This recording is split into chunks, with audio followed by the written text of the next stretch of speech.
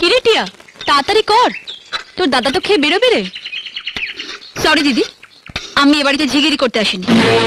তাড়াহুড়ো করলে আমি কিছুই করতে পারবো না। তুই এভাবে কথা বলছিস কেন টিয়া? বাধ্য হয় দিদি, সকালবেলা উঠে জুতো সেলাই থেকে চণ্ডীপাঠ সবই তো আমি করি, কিন্তু তোমার পরিবারই তো লোক বেশি। কি পাগলের মতন বকছিস তুই টিয়া? এখানে আবার আমাদের পরিবার তোর পরিবার কি আছে?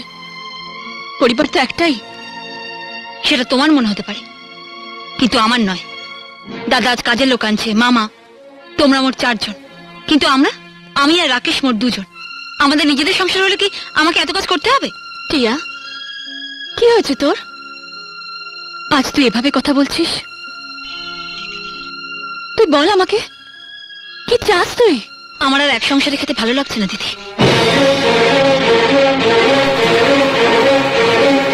আজ আমি একা, কিন্তু ভবিষ্যতে আমার সন্তান হবে, তার জন্য সঞ্চয় চাই।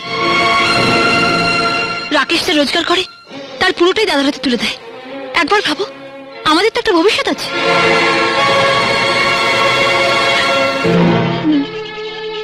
ঠিক আছে, প্রতি মাসে কত টাকা তুই জমাতে পারবি আমি জানি না, কিন্তু তোর মনে যে কালো কালিমা জমে গেছে তা আমি হলফ করে বলতে পারি